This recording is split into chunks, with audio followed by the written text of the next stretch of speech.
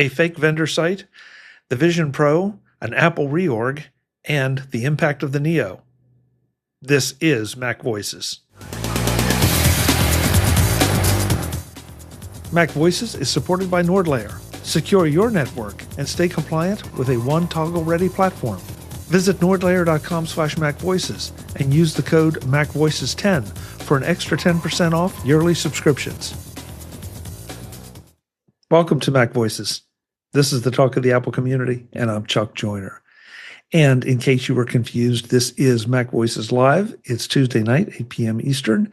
If you're with us tonight, then you already know that. And if you're not, well, then you should know it for next week, because we'll be back here again doing the same craziness next Tuesday at 8, like we always do. We'd love to have you join us live.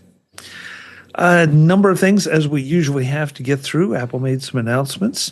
There are a few other things happening in the tech world, and we're going to try to tackle them all. So first, though, we are going to tackle getting around the table and seeing who's here. Top left, as always, it's like clockwork, Mr. David Ginsburg. David, good to have you. Good to be here, as always. Appreciate it. And yeah, we got some stuff to talk about this week. And it seems like every week. It does. Hey, let's have a show. Yeah, well, that's what we're doing. What a concept. What a concept. Yeah. Top right of my screen, Mr. Eric Bolden. He has a very green background and a very blue bird tonight. Eric, good to see you. Great to be here. An indigo bunting wandered in today and paused long enough to get a picture. Cooperated. They kind of migrate through, so we only get to see them very briefly. Yeah, that is really a blue bird. I mean, that, the cardinal kind of pales in, cardinal. A blue jay sort of pales in comparison with how blue that one is. Yeah, so they're pretty nice. bright. Yeah, nice. Hey, he's back after a few week absence because he was out adventuring like he always does. Mr. Webb Bixby is here. Webb, good to have you, and in a tie even. Yeah, well, today was executive committee, so I had to wear the tie and the camel hair jacket. So, I'd let you come touch it, but except for you, Jeffy, and you scare me. No, yeah. I know the court order. Yeah. Chuck, it's good to be here. Thanks for having me. Hey, well, I'm glad to have you back, Webb. It's great to have you back. But camel hair, isn't it a little bit warm this time of year for a camel hair jacket? It's 60 degrees out in Kansas City today, so okay. So it's rather appropriate. 57 according to my AccuWeather thermometer on my computer screen. So it's a little cool here. So yeah, all right, then that would be. I'm a tough guy, and I also live within air conditioning. So yeah. Understood. So sporting a brand new hot off the press t-shirt supporting one of our other panel members is Mr. Jim Ray. Jim, good to have you. Great to be had. Okay. That's, yeah. No, they don't call him the best color man in the business for nothing, Yeah. Look, I've got the hat. Everything matches. Shirt, hat. What do you call this thing? AirPod Max? Yeah, the head, fashion. No, the head doesn't match. The fashion presence is staggering. Absolutely. Jim is monochromatic. Jim is monochromatic. Yeah, he's all the same color. Brian Flanigan-Arthurs is here, giving some competition to Webb for the tie wearing. Brian, it's good to have you. Thank you so much. Always good to be here with you guys and my tie buddy. Yeah. There you go. Yeah, on my screen it's you're both in the middle row on either end. So yeah, tie buddies. I like it. Marty Jencius is here. He's not wearing a tie, but he can be a buddy anyway. Marty, good to have you. I've got no ties to give. First day of classes, back in school. First day of classes, questions like, Professor, is it okay if I miss 2 of your classes during the 12-week class that we have?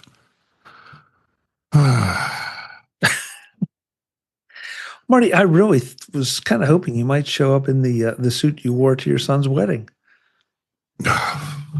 I don't know. That probably needs to be burned at this point.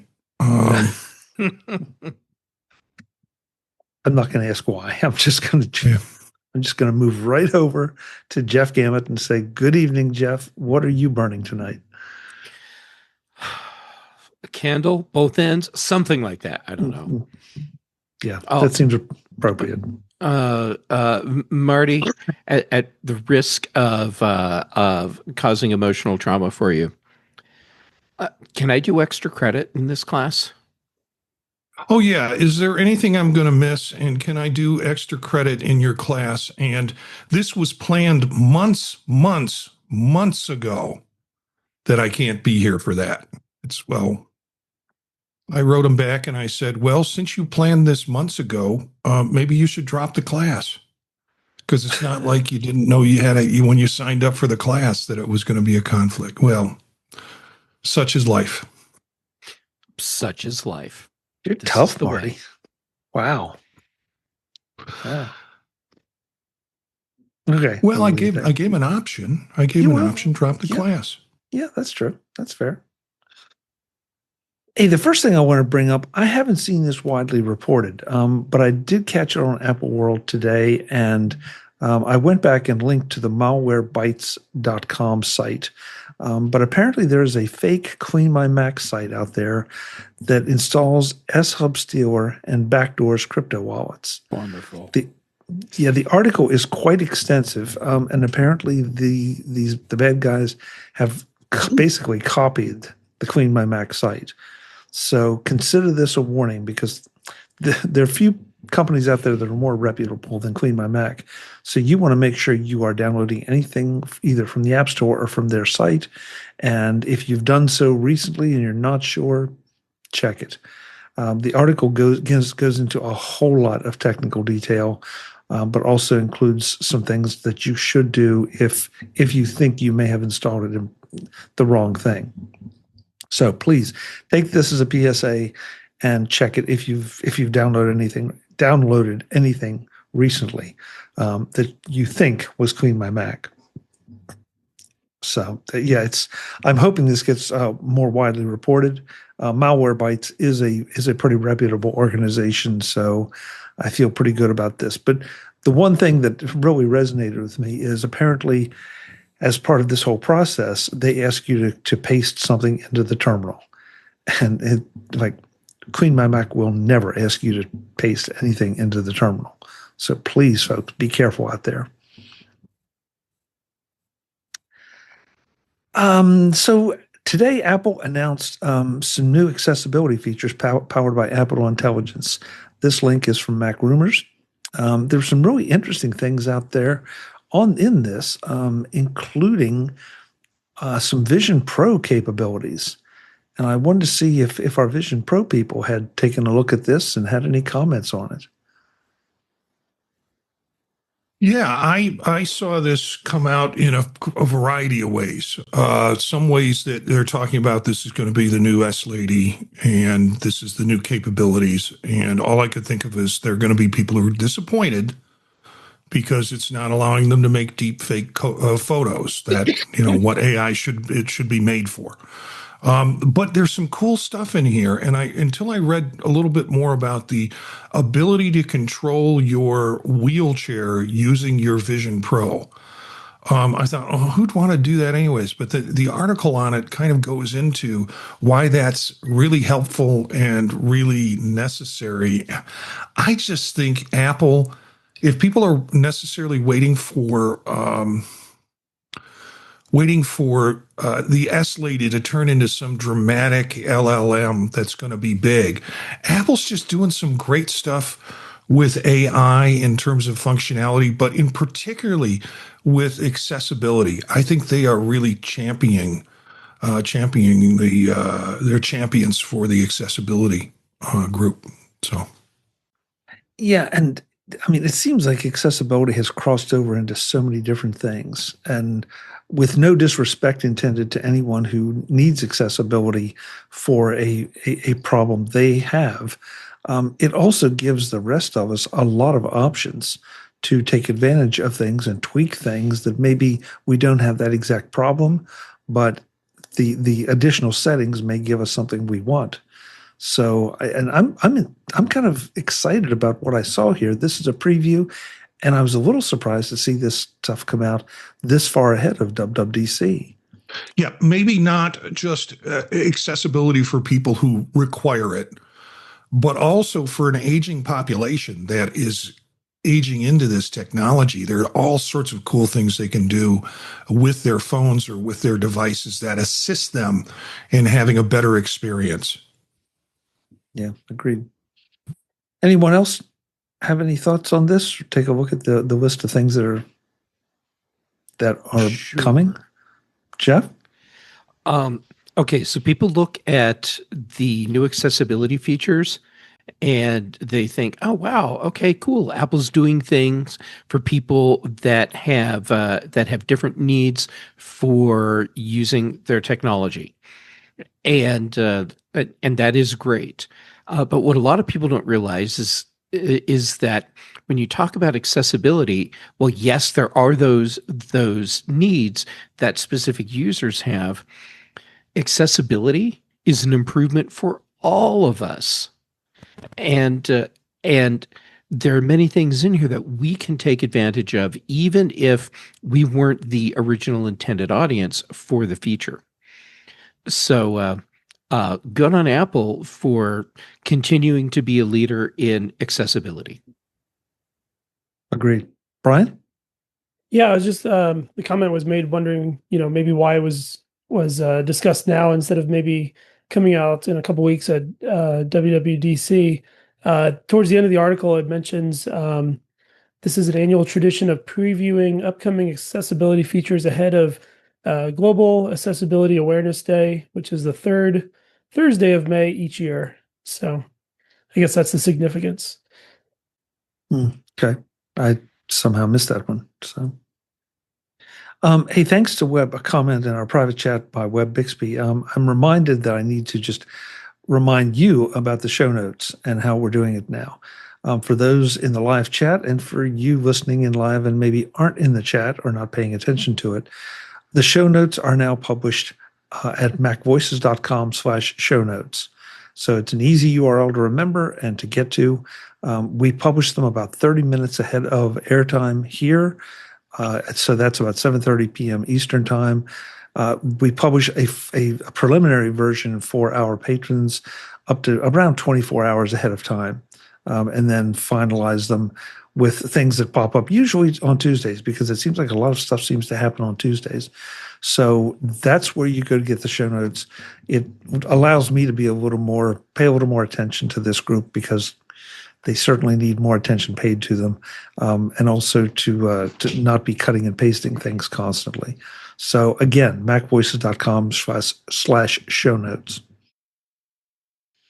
Today's Mac Voices is supported by NordLayer. Some cybersecurity ads sound like they were written for a giant corporation with a huge IT department, a dedicated security team, and endless time and money to manage it all. But what about the business you actually run? Maybe your team is small. Maybe people work from home, from the office, from the road, or from a client site. Maybe you have contractors, cloud apps, shared files, customer information, and compliance concerns, but not a full-time security staff watching every login. That's where NordLayer fits in. NordLayer gives modern teams a practical way to secure access and network activity without making security feel like another full-time job. With one toggle-ready protection, secure access controls, and tools designed to help businesses stay protected and compliant, NordLayer helps you put a smarter security layer around the way your company really works. Because your business may be lean, flexible, and fast-moving, but that does not mean your security should be casual. Mac Voices viewers and listeners get an exclusive offer, up to 22% off NordLayer yearly plans, plus 10% on top with the coupon code MacVoices10. Try it risk-free, 14-day money-back guarantee at nordlayer.com/MacVoices. Again, nordlayer.com/MacVoices and the coupon code MacVoices10. Thanks to NordLayer for supporting Mac Voices. Okay, so moving on. Apparently, Johnny Sarugi is speeding up. Well, his objective is to speed up Apple's product development report. There have been a lot of things, a lot of articles flying around about how Johnny is reorganizing the hardware aspect of things that he has control for. I'm not about to start passing judgment, pro or con, but from the articles I've read, it seems like there's a lot of support for some of the concepts here, that the teams aren't quite as separated maybe as they were, or that the implication is that they were. So I'm willing to wait and see. But anybody have any thoughts on this? Because I felt like it looked like it was a good thing. Dave, I don't know if you took a look at this and. No, I did not. I missed it. Come back to me. I will give you my things. Yeah, that's fine. Sorry, you threw me off. Yeah, that's okay. I know how that goes. Jeff, I'll jump in. Have you looked at this? I did a little bit, and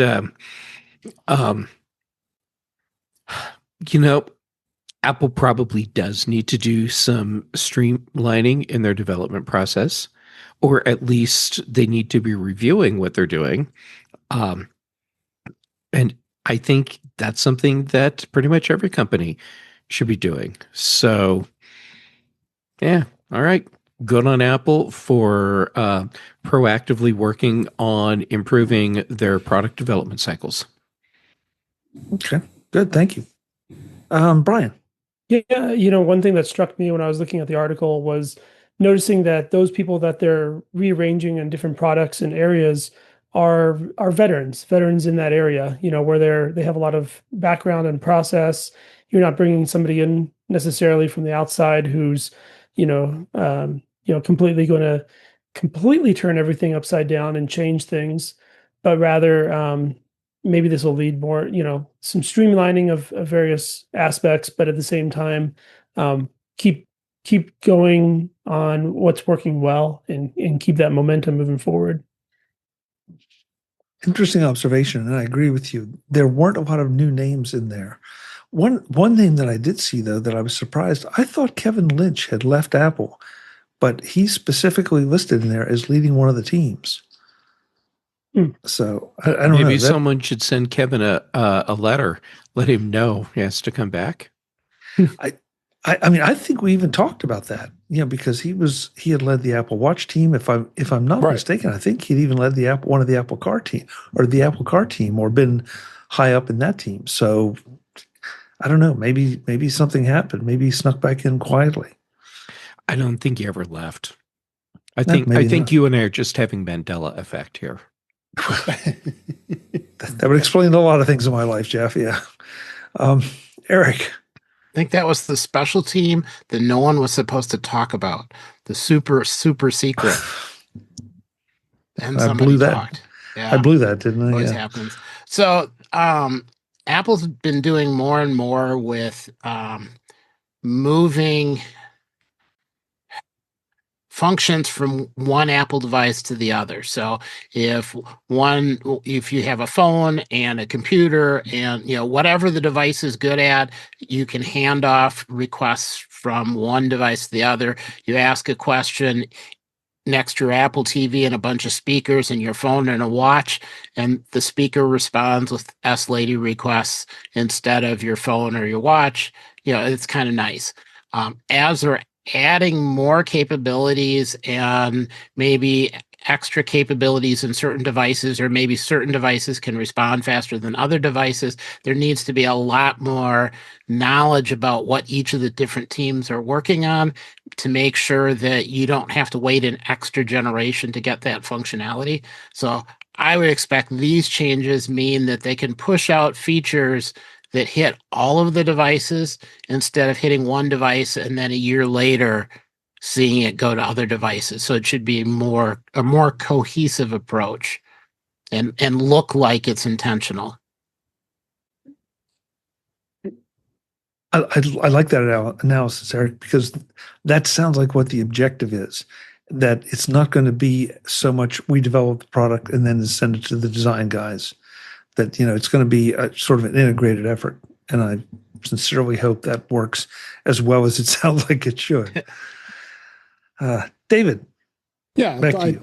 I think this was long overdue. I mean, they needed some more symmetry with this, and the way that the product development goes. I mean, the Steve Jobs era, it took a lot longer times than it did. It has been in the recent times here, but being able to reorganize this even better is going to make the products flow better.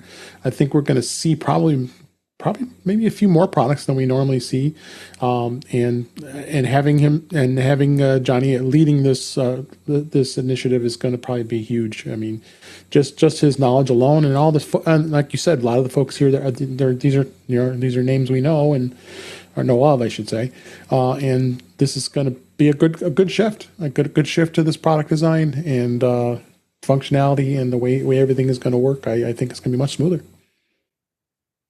I think it's interesting that we've all become familiar with Johnny as someone who has made pretty regular appearances in the various video introductions of products, especially the Mac products.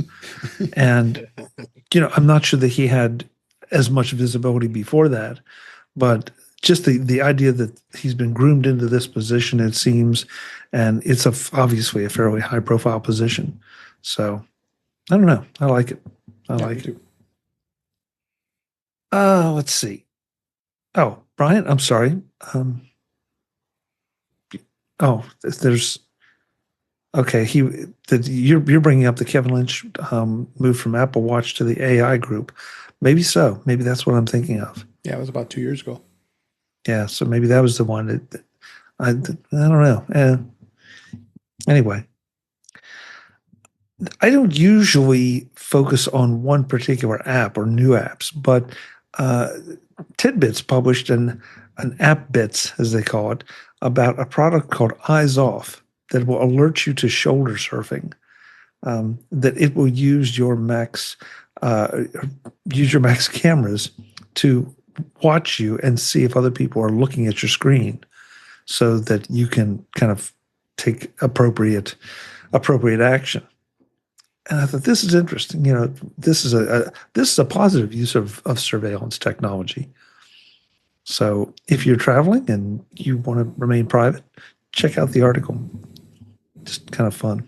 I was thinking I might pick that up and do their trial when I go to DubDub, because normally I'm not out where there's going to be anybody behind me, but I might be that week.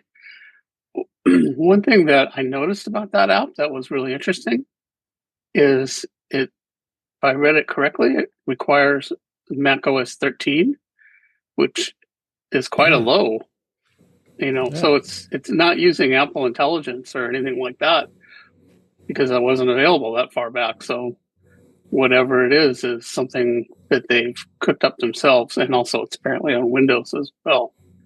So yeah, I like it. I think we've seen the I'm sure you guys have seen the privacy screens you can put on, and okay, they work. There's no question about it, but they also reduce I'm not sure technically if it's resolution, but they definitely make your screen a bit darker and not as nice to look at for you, the user. Protects your privacy, but also cuts it back. This feels like, okay, so I guess theoretically somebody can still look over my shoulder and see all my deep, dark secrets on my screen before I'm told that somebody is. But it feels like it's a lot easier to deal with. And besides, I don't have deep, dark secrets on my screen. No, but I do wonder if it's worth $20 a year to me. Well, someone who travels a lot, it's worth it. Yeah. Or has deep, dark secrets. Yeah. Yeah, well, then there's that too. I said to me. Yeah. I've always had struggles with these privacy screens. I mean, I have to install them at work all the time, and when someone and I'm looking at when I look at their laptop when they have it on, it's like, oh my god! So I'm going like this and trying to just get a good angle to see it. It really darkens it a little more than I like. I like the brighter screens. I'm so used to it, and Yeah, because even people have them on iPads too. We've been offering them for iPads as well, which is smart because especially an executive who's traveling and he has an iPad, he or she has an iPad, it's about 13-inch or 11-inch. It is smart to protect that, especially like I said, an executive or CEO or something like that. Yeah. Yeah. So check it out. If you have a concern or you're just curious, take a shot at it. Well, it's worth demo. They got a demo, so you can try it. Yeah. Yeah. The next two articles that I picked out kind of go together because they both focus or have a relationship to the Mac Neo. The first one is Microsoft commissioned a very serious study to prove MacBook Neo isn't a threat, which it does not do. You know, and if you haven't read it, go and read it because it is kind of a riot. But also in conjunction with that, Google unveils the Google Book, an Android-powered AI laptop that replaces Chromebooks with Gemini at the OS level. I think we got some comments on this because we talked this pretty extensively on the Neo notebook. So, yeah. Okay, it's not even a reveal. It's a concept of a concept. Right. What they revealed, the Google Book. Yeah. What they revealed was here are the different manufacturers are going to make it for us. And by the way, if you move your mouse back and forth really quickly, Gemini pops up. So you have this bothersome pop-up like Clippy every time you move your mouse. Yeah. So nothing about.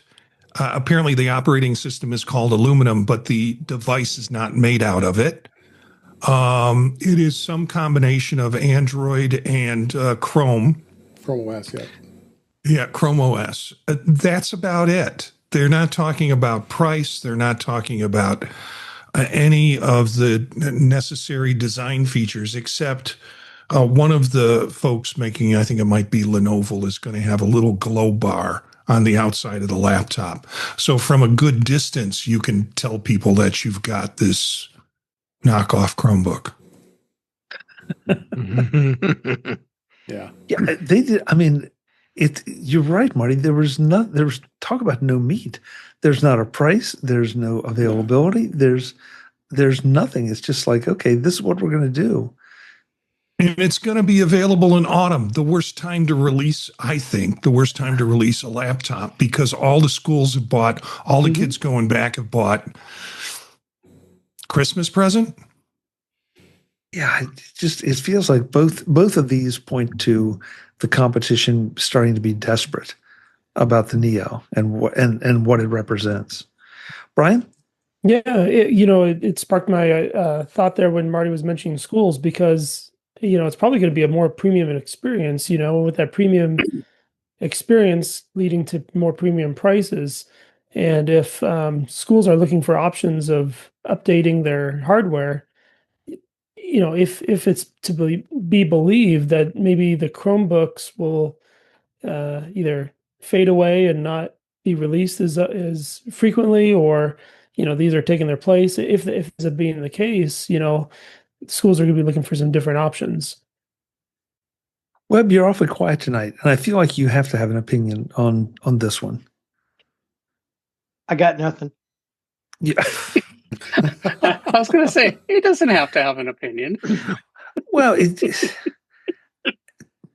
I don't know. It just feels so strange. It's like, look at my left hand while my right hand is trying to come up with something to do in the case of the Neo. And meanwhile, we see the Neo just continuing to get rave reviews and have limited availability. Sorry. Go ahead, Webb. No, go ahead. I was just going to say that if nothing, it kind of shows that Google can be a little bit nimble because Apple came out with this thing, a couple of weeks ago, and they probably knew it was coming, just the way corporate espionage works these days. But they got it to market relatively quickly. You mean So- they got a press release out? They got is what to you're well, saying. yeah. Yeah. I didn't say they were shipping anything, but it goes back to the thing that I said before. You don't have to be right; you just have to be first. So It's going to ship the same day as the Trump phone, right?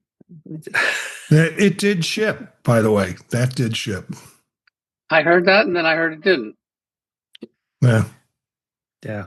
you might be right. well, Marty, you got one of everything. So No. Well, not until it ships, and then he will have Yeah. one of everything. Yeah. So, Eric. I'm saving money up for a Google book. Yeah. I find it interesting in the same week where everyone was covering news about how to go into Chrome to remove the little AI component that wasn't talked about. Google announces a product where it's built in and you can't really get rid of it, and AI is like a major piece of the product. I kind of wonder if in some places that will backfire as we kind of get some limited backlash against AI. At least related to kids, especially younger ones. But yeah, it's an interesting piece of vaporware. They don't talk about colors though. When I saw this in the show notes last night, I just didn't have time to read it, but I saw the headline and I thought, oh, since Chuck included that, they must have actually come out with the real announcement. But today, here I am disappointed to find out, no, I didn't miss anything. Nothing to see here. These are not the Chromebooks you're looking for. That was a long way to get to that joke, Jim, but that was good. That was well done. It wasn't. I only came up with that in real time as I was speaking. Let's see. That was Eric. David. Well, probably what Apple. I'm sorry, saying Apple. Probably what Google is doing is saving it for Google I/O because that's coming out pretty soon here. So, I would venture to say we would probably hear something about this laptop. I cringe that having an AI tool like Gemini being deeply integrated like this in an operating system.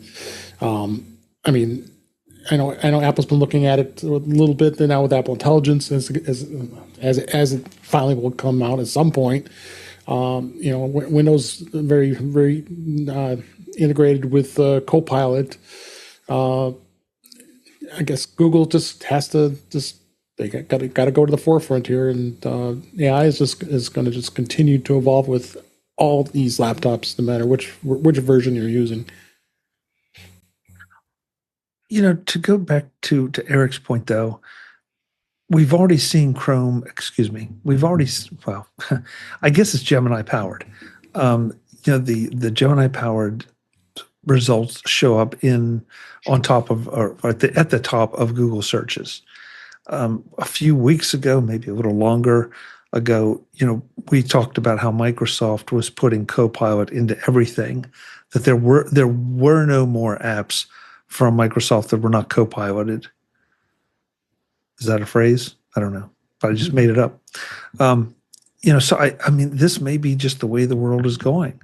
I don't know. It'll be interesting to see what Apple does to this, whether it integrates some version of AI into any search options, or whether it just relies on Google to do it, since they are the search engine of choice.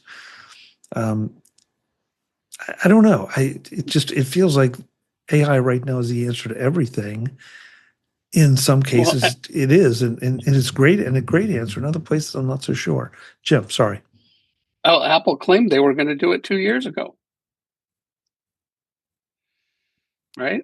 I mean, that's what they announced at WW24. It didn't ever happen, but they had, they were essentially saying it was going to be all built into the operating system, and you were going to be able to be driving to the airport and say, when is my mom going to show up? And it would figure out that she was on a flight by looking at your email and look up when that flight was going to be arriving.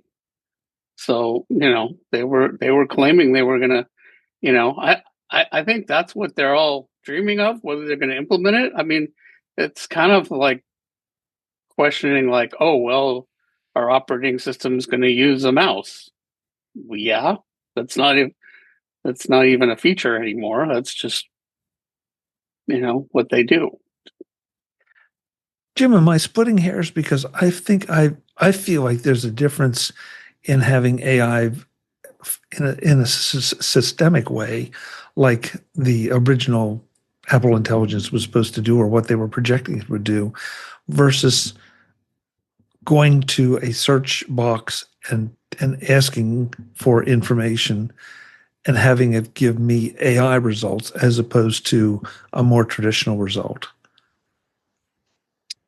I think there's all kinds of things. For example, now a lot of places you type and it's auto, like, here's what you're going to, what I think you're going to write. And, that's been appearing in certain things, but that really feels to me like that's an operating system function, right? I mean, text editing is, that's generally what happens over the course of time. Operating systems expand.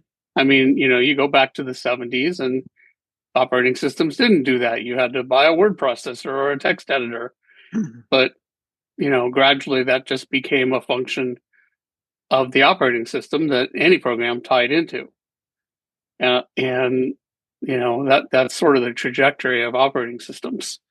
So, for example, I would expect the autocomplete behavior to be built into the operating system so that any app would get that essentially for free. So, I think, AI is not just one thing.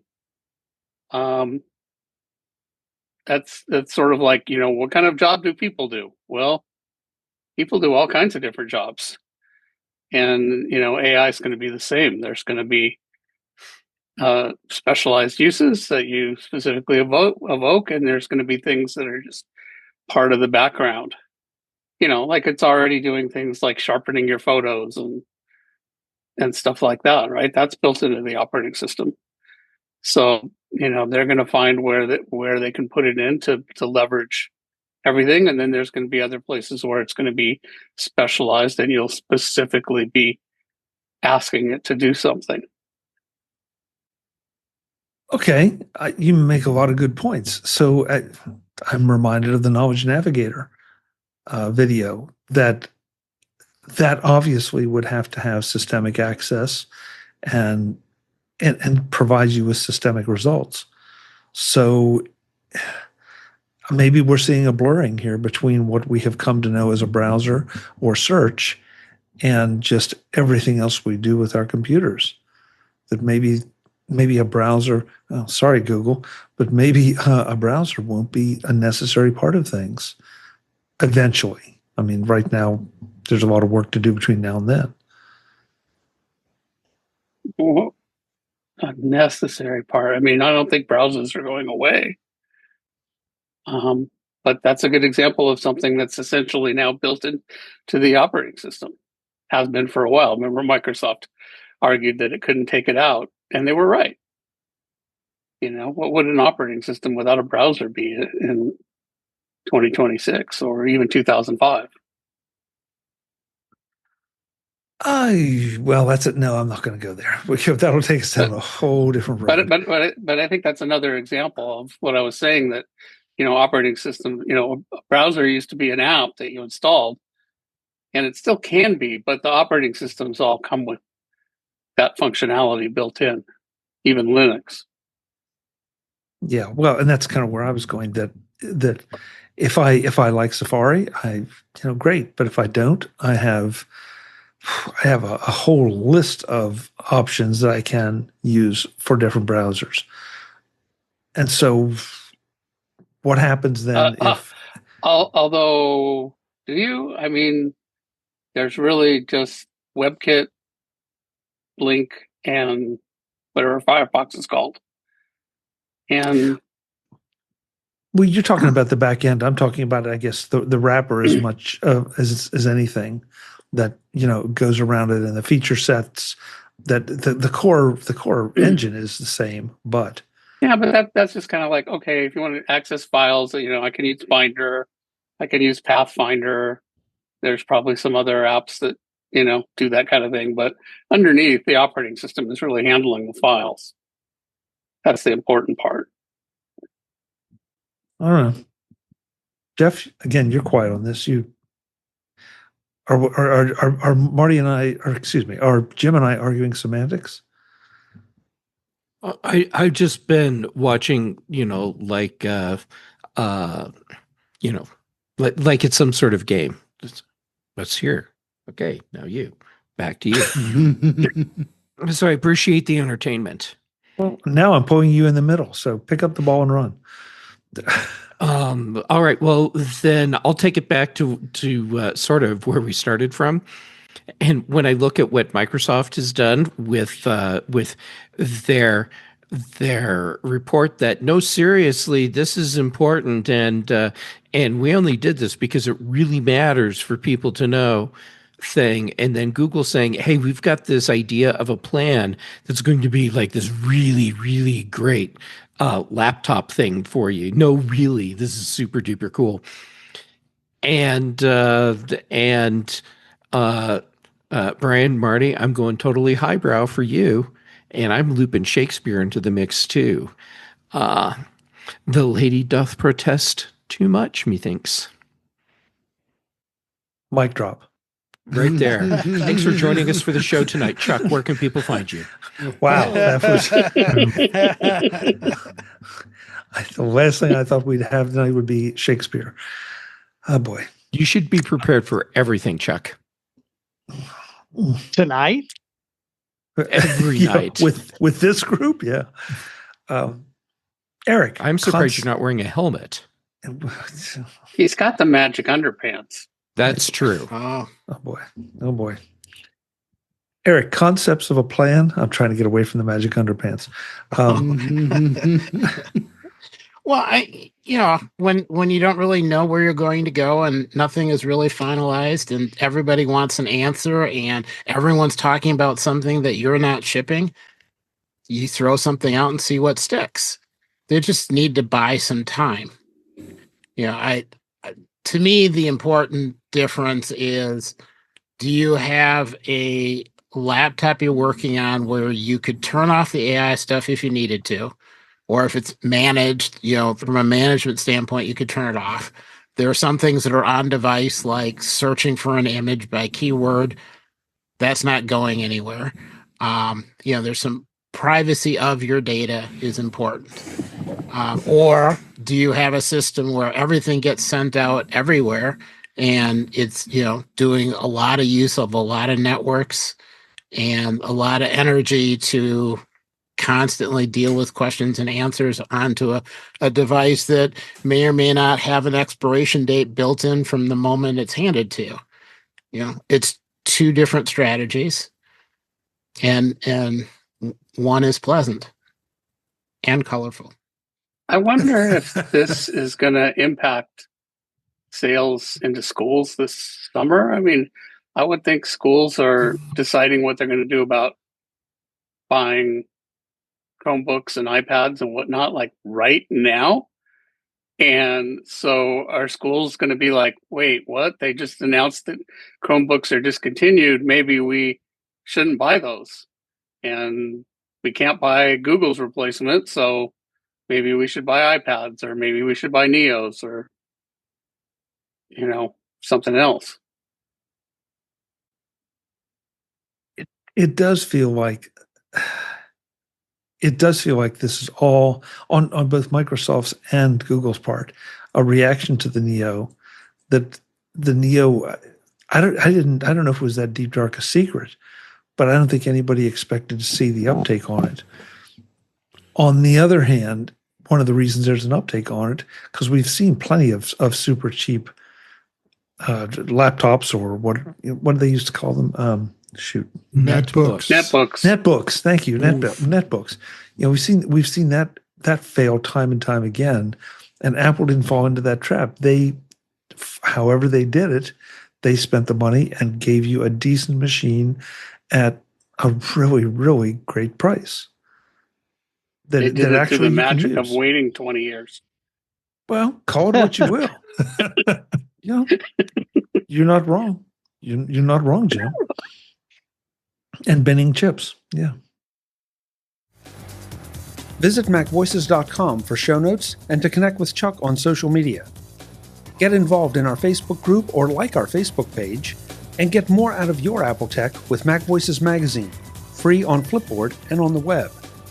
And if you find value in it all, consider supporting us through either our Patreon campaign at patreon.com/MacVoices or by making a one-time donation via the PayPal link on our front page and in the show notes of each episode. You will join these fine people who help bring you Mac Voices.